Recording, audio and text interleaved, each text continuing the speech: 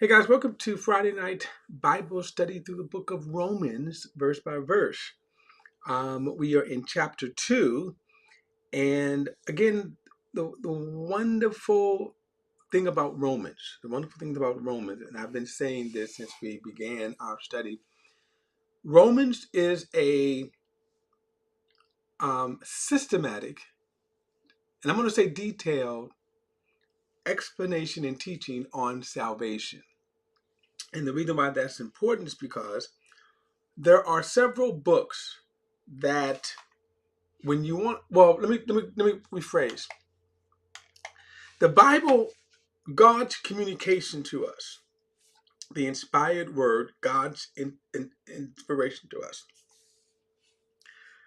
communicates his thoughts, what he wanted us to know. In other words, it's funny because you hear people complain about the Bible and what it doesn't cover, and information that they think that it should have, but that's not what God intended. In other words, what He wanted us to know. This is what it's contained in Scripture. So you have, for example, and I'm going to stick it to the New Testament, that if you want to know about end times, then you would study the books that specifically deal with end times.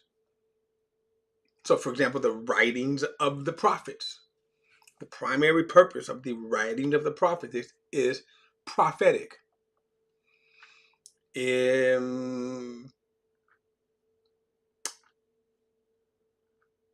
Obviously Revelation, right? First and Second Thessalonians, Matthew 24. These passages and books specifically deal with the subject of end times. So if you're going to form a belief, if you're going to build a theology, you should study those books that contain those subjects. Now, when we come to salvation, it is the same. There are several passages as well as books that deal with the subject of salvation. They're the very specific subject. I'm using these illustrations like when you go to a school, hypothetically here. You go to a high school, and if you go to class 103 that teaches on end time and prophecy, meaning that if you go in that classroom, the teacher is going to say, hey, open your books. We're going to talk about end times.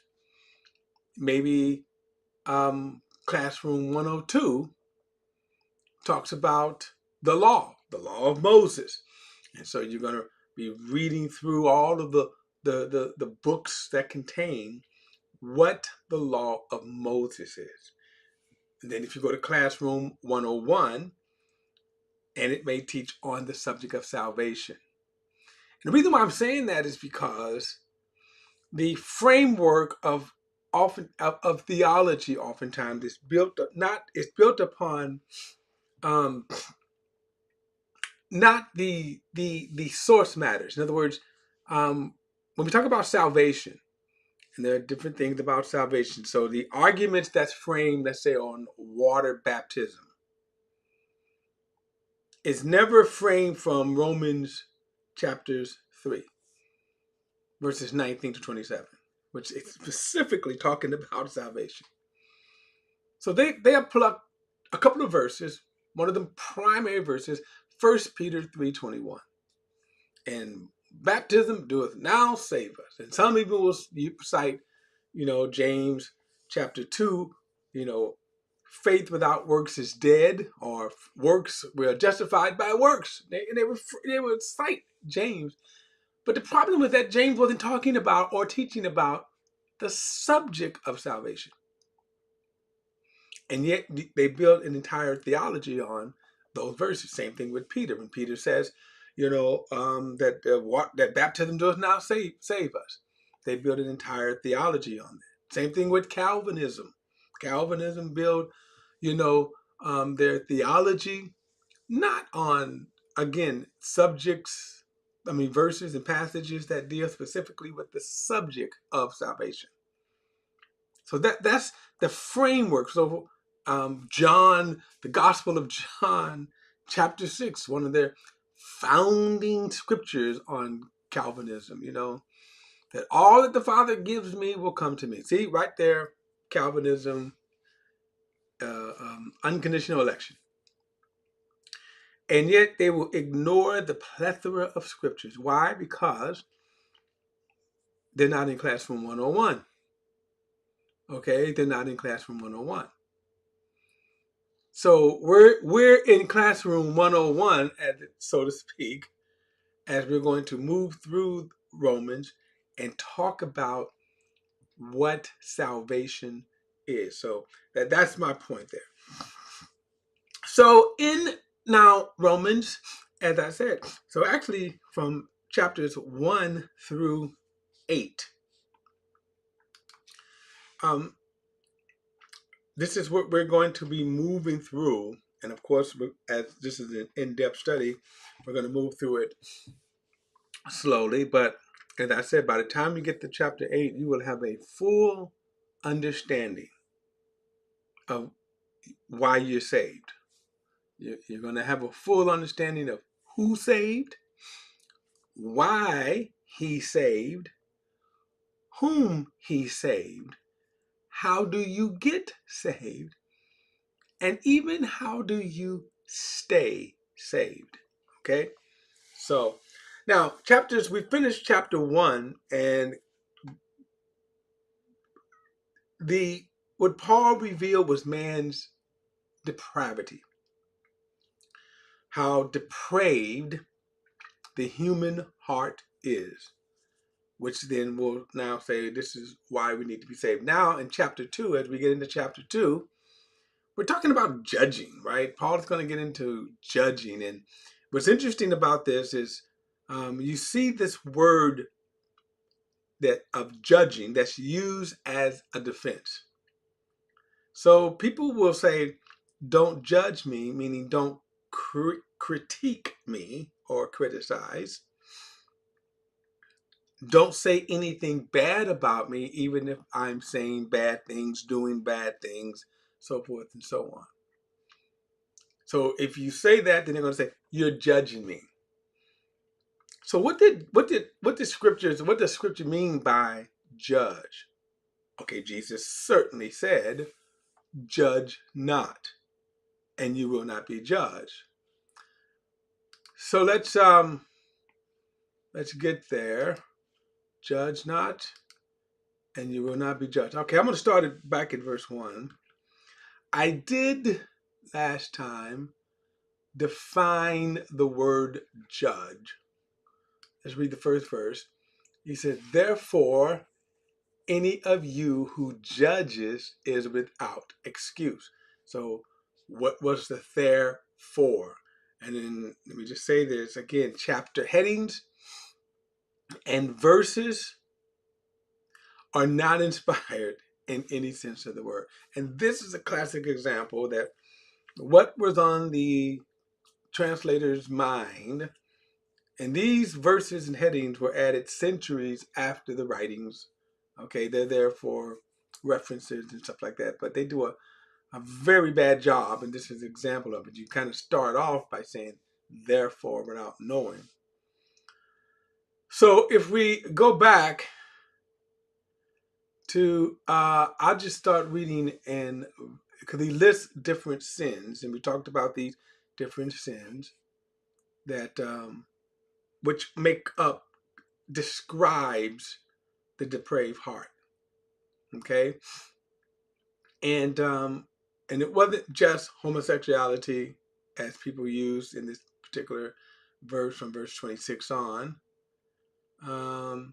but And so people have made that kind of the center, as if God's only thinking about homosexuality. And if you think about certain people today, certain political and social ideologies from Christians, conservative Christians, that they are concerned. They think that God is only concerned with those two sins.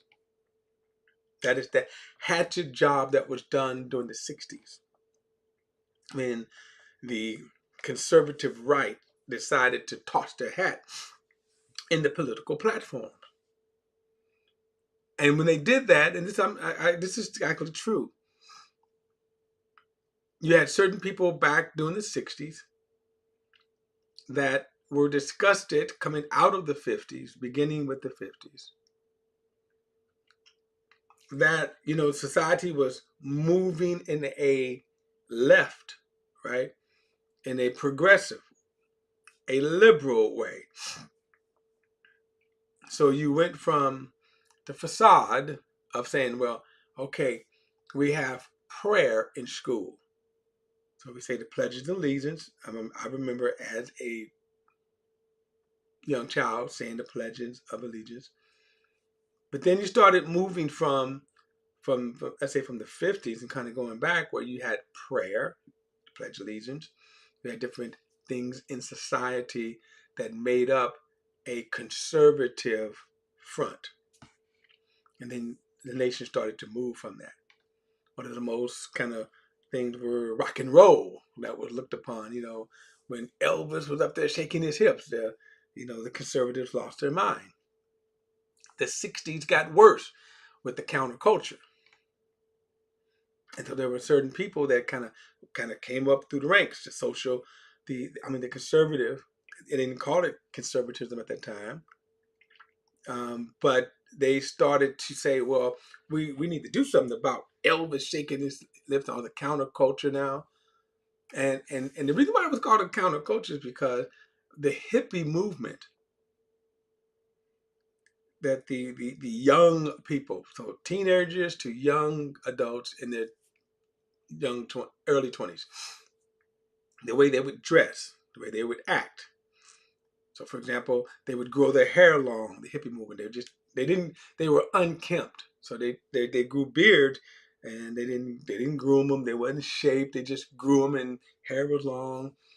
They wore raggedy clothes. They may walk around, obviously in warmer weather like Florida, California especially, and they were kind of despised by the establishment. And then, of course, they were doing the drugs, the sex, free love, all of that. It was kind of a revolt. And so the conservative movement was kind of the answer to that. That things that, and they began to say, well, we want to shape America. So let's get into the political arena.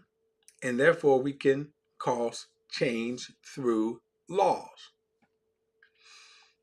That strategy did not work for the kingdom of God. However, it worked politically. And so you always see this back and forth. One of the things they had to have is, okay, what is our political talking point? Okay, prayer in school. They have since lost that, but they're trying to bring it back by now. It's like now you see people trying to bring in the 10 Commandments. Okay, the 10 Commandments, which, now they're trying to say that America is a Christian nation. Okay. So, but all of that this is when I say that you see the platform where that they kind of would make their political case, prayer in school, abortion, homosexuality, single parenting, things like that. But the two strongest that have survived has been abortion and gay rights, even as we speak. And they use these verses here. But these verses was not forming a social political structure. Paul was condemning sinful man. Okay, so when it comes down, it says, verse 28, and because they did not think it worthwhile to acknowledge God, God delivered them over to a worthless mind to do what is morally wrong. They are filled with all unrighteousness, evil, greed, and wickedness. They are full with envy, murder, quarrels, deceit, and malice. They are gossips. Now, see, remember, he goes on just talking about homosexuality, but notice these sins would make up man's depraved nature, sinful nature. They are full of envy, murder, quarrels, deceit, malice. They are gossips, slanderers, God-haters, arrogant, proud, boastful, inventors of evil, disobedient to parents, undiscerning, untrustworthy, unloving, and unmerciful. Although they know full well God's just sentence that those who practice such things deserve to die, they not only do them, but even applaud others who practice with them. So that's okay. Man depravity. So now in chapter 2, therefore any one of you who judges without excuse, okay, is without excuse. So now if you sit and judge, now all those we just read, if you sit and judge, you are without excuse. For when you judge another, you condemn yourself, since you, the judge, do the same things. So I was just in a debate, and this is kind of a sidebar. I was just in a kind of a debate with a person on Facebook, because I do respond to people on Facebook. One of the reasons why is because in our climate, and you would have, by the way, Christians, these are Christians. This is a Christian person that I'm referring to. That you go on their they make their posts, and they make some of the stupidest posts you would ever see. And one of these posts is how, the Democrats, right? And how God hates Democrats and that God is going to, destroy Democrats. Why? Because they are the party of abortion. They are the party of gays. They're the party of trans. And this is who this chapter is talking. People like this, that when you judge, and my response oftentimes is, yeah, but Republicans do the same. You say Democrats are demons because they support abortion, so do Republicans. They support abortion. But here's the difference. They support abortion in case of rape, incest, and in the life of the mother. Are those babies okay to kill? Of course, I get crickets. They never ever answer that. But yet they're making posts on Facebook how demons are what they call the Democrats, right? But he says here that therefore he says when you judge, you're not judging your camp. You're not judging yourself. Now the word judge means a couple of things. It means to separate. You can say separate good, bad, right, wrong. It means to pass a sentence on. Okay? When Jesus said, do not judge, let's take a look at that. Let's take a look at that. I know it's here in Luke 2, but I'll go to Matthew. Matthew chapter 7. Okay. Now, here are Jesus' words. Okay. We know it's Jesus because it's the red letters. I am kidding. I am kidding. I am kidding. Again, this is something, these are Bible this is not even translated. These are Bible printers, the people who print the Bibles. So they decided to put the words of Jesus in red. If you read the way grammatically you read, you will always know the words of Jesus. But I digress. Verse 7 says, do not judge so that you won't be judged. For with judgment you use, you will be judged. And with the measure you use, it will be measured to you. So now he's going to explain what he means. Why do you look at the speck in your brother's eye, but don't notice the log in your own eye? Or how can you say to your brother, let me take the speck out of your eye, and look, there's a log in your eye? Hypocrite, first take the log out of your eye, and you will find that you will spend all of your time taking the speck out of your eye. In other words, you're going to spend more time in that you really will not have time to look at your brother. I just kind of added that in there.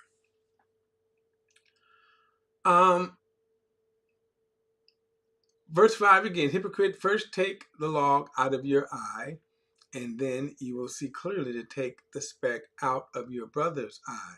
Now, so I think the context here really defines what the word judge means. It means to, again, pass a sentence. The fact that you will say, I'm going to pull a log out of your eye. Okay? And so when Jesus says, don't judge, the fact is that you cannot see the log in your eye because you're too busy noticing the speck in your brother's eye, right? So when Jesus says judge, you are not in a position to judge. And here's the interesting thing. You're not in it. We look at people. We look at people. And it's so easy for us to judge. And I have to say us, myself included. That it is so easy to judge people. And what he's talking about here is to pass sentence on. You know, you are giving your opinion. You are giving your opinion. You're giving your sentence on a person. But you're not judging yourself. Okay? You're not judging yourself. Do not judge so that you won't be judged. Why? Because with the same judgment you use, right? Now, it's the same that when you see these preachers that's crying loud and sparing not, things such as homosexuality, and it's almost like this. The louder you hear a preacher, the more boisterous you hear a preacher preach against homosexuality. In this day and age, you all but know, okay, he's closeted. And it's just a matter of time that it's going to come out.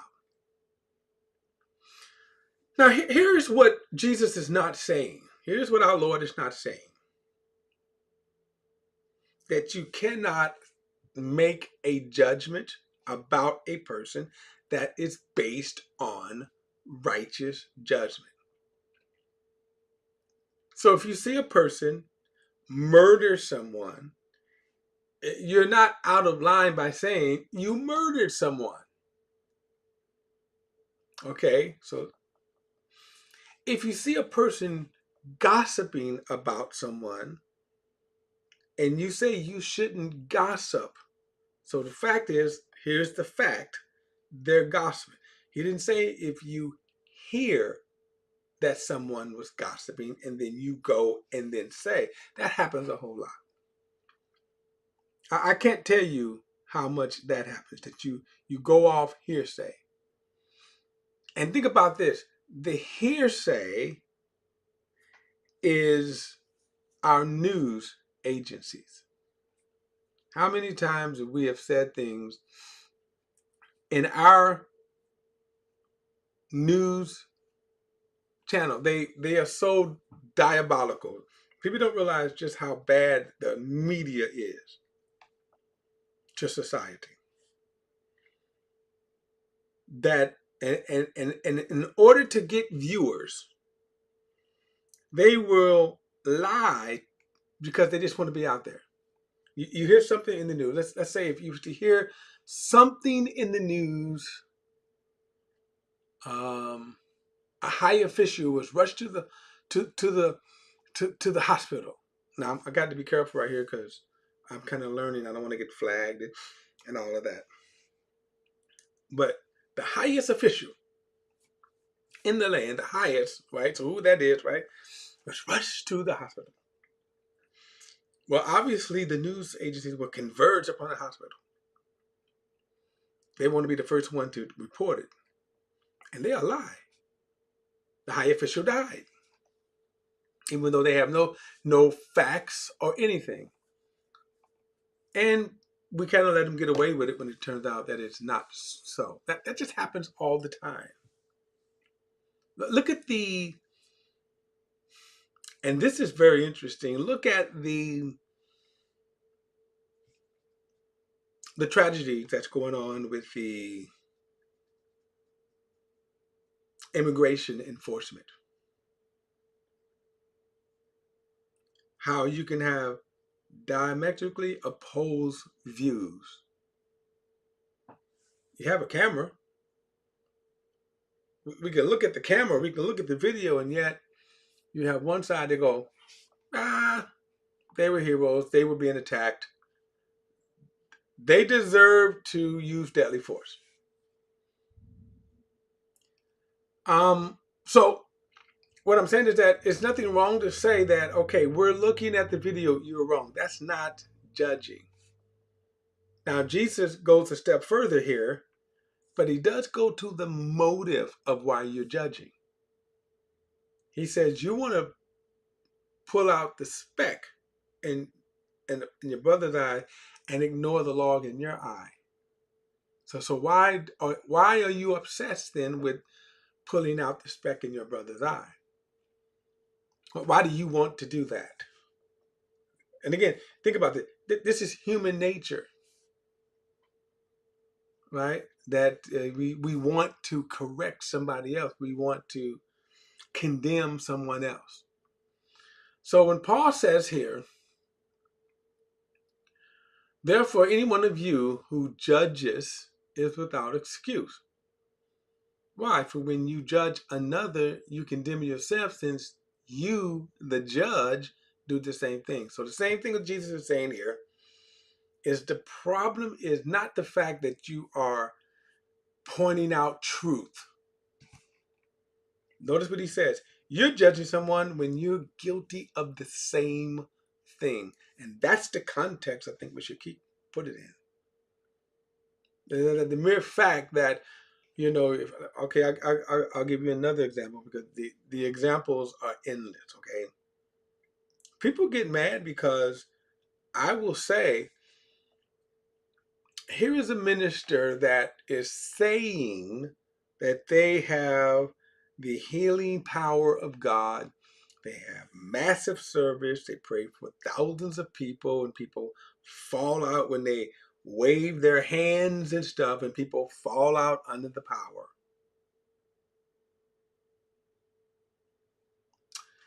And when people fall out under the power, people get mad because you are criticizing their favorite minister that's doing fake stuff. Okay. So again, there's nothing wrong with criticizing that. And by the way, there's nothing wrong with looking at that and then judging that and say, the judgment is this action is wrong. This action is fake. So some people will say you shouldn't even do that, but that's wrong. Because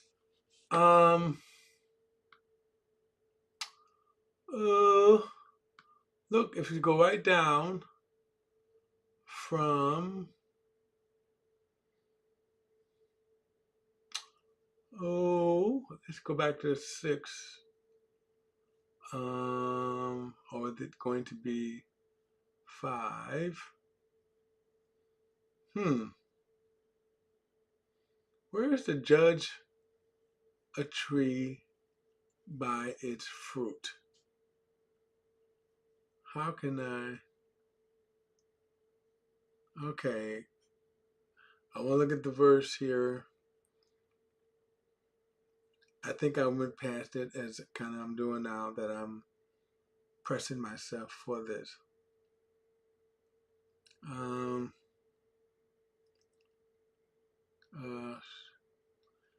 where is it? Here it is. Right, verse 16. So watch this. So verse 16. So here we see Jesus saying, "Do not judge." Right. So he says this, but then right here he said in verse 6:15, "Beware of false prophets." Well, how are we to be aware of them? Beware of false prophets who come to you in sheep's clothing, but inwardly are raving wolves. Watch this. You will recognize them by their fruit, which means we should be able to look. Watch this. This is the definition to judge, to separate good from bad. Okay, now watch this. You will recognize them by their fruit, or grapes gathered from thorn bush, or figs from thistles. In the same way, every good tree produces good fruit. Every bad tree produces bad fruit. A good tree cannot produce bad fruit, neither can a bad tree produce good fruit. Every tree that does not produce good fruit is cut down and thrown into the fire. So you'll recognize them by their fruit. Okay? Now here's the difference. So the difference in what Jesus is saying here and in verse 1 is you assuming the role as a judge to pronounce good or bad on someone, to make a sentence about someone. Here Jesus is saying you use your critical thinking, your cognitive, common sense. Okay, we can do the whole thing. He says you'll recognize false prophets. He's telling you to recognize them. So in this sense, this is what? Righteous judgment. Now, where people will go wrong is to say, this is what's going to happen to this person. This is what should happen to this person, because you're not God. You're not God, but at the same time, notice what he says: beware of false prophets that involve judging skills. Looking at, okay, here's right, and then here's wrong. Now, another thing about judging, and this is why people are wrong, is because you have to have all the facts. You have to have all the facts. If you're going to judge, if you're going to sit in the seat of the judge, you have to have all the facts. Now, let me go back to one of the most famous trials, now over 30 years, really going on almost 40 years. But that is the infamous O.J. Simpson trial. Now, it's funny because I remember that. I was in my 30s. And the trial riveted, and I'm not going to get into why, meaning the racial reasons why. But it was riveting, and I think that trial was well over a year. Well over a year. And the point is that people on both sides, okay, had strong opinions. Okay? And I'm going to say this. Usually the foundation of that was race, okay? But you would have people that would say that, of course, he's guilty because the prosecutors have a mountain of evidence. Mountain of evidence. But in a court of law, and most of us did not sit for that year, I don't know, year and a half, I think it was, something like that, every day in the trial, every day, to hear the evidence. Meaning this, you could be sitting in a trial, and like I say, the prosecutor said we have a mountain of evidence. Well, the defense came along and says, not so fast. That evidence is tainted. This evidence is this, or it's not what they say. They said, well, he had to be there. To go, well, no, it's not. And then when you conclude the trial and the judge says, okay, jury, not television, not audience, television audience, but jury, here are the jury instructions. You can consider this, but you can't consider that. So now you take all of that, whatever the judge says you can consider, and then that's what you make your verdict on. Now, for all, us in the audience, we was like, oh man, we could what they call it, armchair quarterback and all of that kind of stuff. But again, the idea is that if you're going to be a judge, you have to have all the facts, not opinions, but facts. And so that's with every trial. And I tell you what, I've sat on the jury, and I like it for the I kind of loved it for the experience, but I hate it because of the jury system, how flawed it can be. Because if you don't have a good lawyer, you're screwed. Okay, you're screwed. So, but the idea is that if you're going to judge, and this is the whole point, if you're going to judge, you have to have all the facts. So you don't. So it's very easy to say to a person, we should condemn them because of whatever, but you don't have all the facts. All right, so it's kind of, so again, he says, therefore, if any of you who judges, therefore, any of you who judges is without excuse. Why? You don't have all the facts. But then secondly, you're a hypocrite. He says, for when you judge another, you condemn yourself, since you, the judge, do the same thing. So that's basically what Paul is going to be talking about here. Excuse me. He says, we know that God's judgment on those who do such things is based on truth. Now that's important. Notice he said God's judgment. And in order to have that truth, you have to have all the facts. When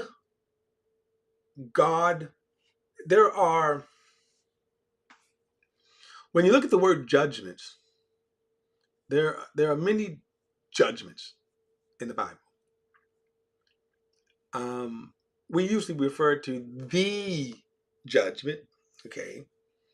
And there are two primarily main judgments, okay? There is the judgment of what is called the Bema seat of Christ that Paul talks about, that we are all going to stand, believers going to stand before, and then that's going to be based upon rewards. It is not going to be based upon if you're going to go to heaven. In other words, the Bema seat of Christ is not based upon to see if you qualify to get into heaven. That Jesus already took care of that. But then the other judgment is the judgment of the unjust. It is also called the Great White Throne Judgment, where God will judge all of the wicked, all of the unbelievers. And here's where it's going to be interesting, because a lot of people think they can challenge God's justice. One, they don't have all the facts. Here's a good, interesting thing right here. Let's kind of go back. Um, let's kind of go back to verse 18. For the wrath of God is revealed from heaven against all godlessness and unrighteousness of people who by their unrighteousness suppress the truth. So now let's kind of go back and think about sweet grandma and why God would send her to hell. Why would she be condemned to hell? So let's use another one. Mother Teresa.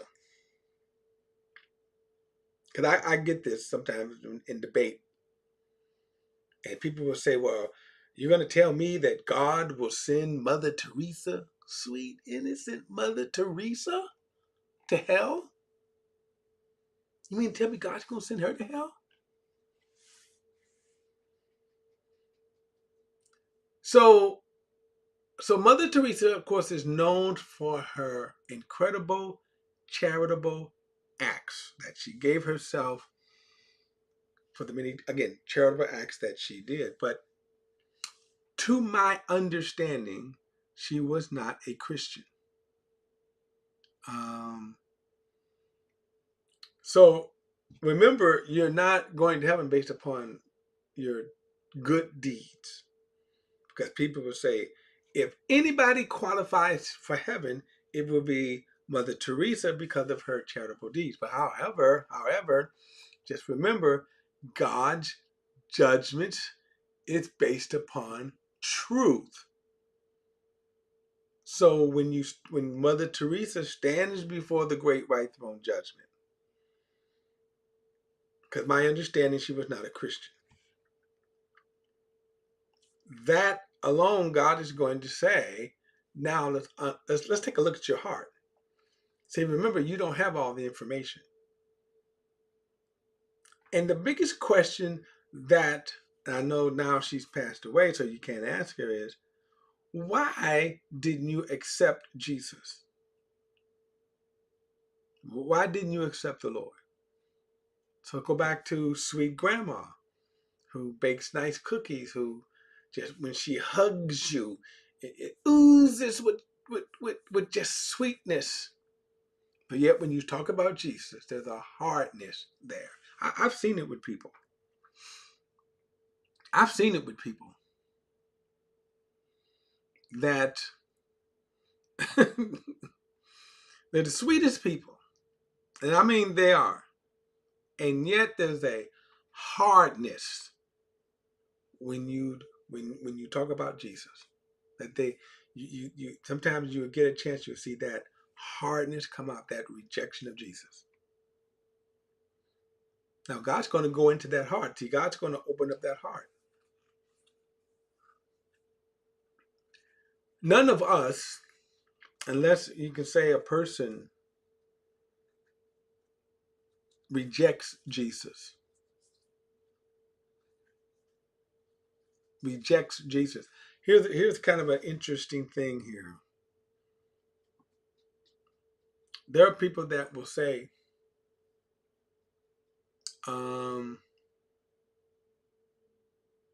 did Judas go to hell? Think about that. And the reason why I say that is because the Bible doesn't say, the Bible does talk about destruction. It certainly gives the foreshadowing. And we certainly say it doesn't look good for Judas. Because think about this, that he betrayed Jesus, but he never asked for forgiveness. Think about that. He never asked for forgiveness. And though he was plagued with guilt, you think that he's doing the right thing there? Plagued with guilt. He never asked. He went to the Pharisees and said, We have betrayed an innocent blood. This thing was eating him up inside. And notice his last act. He goes out and he unalives himself. He doesn't ask for forgiveness. He unalives himself. See, that's the heart. God knows that. We don't. God knows that. We don't. So, again, we'll get back to this, but Paul is actually, again, saying is that the hypocrisy then, when you sit in the seat of a judge, that's what he's talking about. When you sit in the seat of a judge, you don't have enough information to sit in the seat of a judge. All right, guys. Don't forget to like and share this video and subscribe to BP the Bible Perspective. As always, if you have a thought or comment, add it to the comment section below. All comments are welcome. And I will see you next Friday night as we continue in our study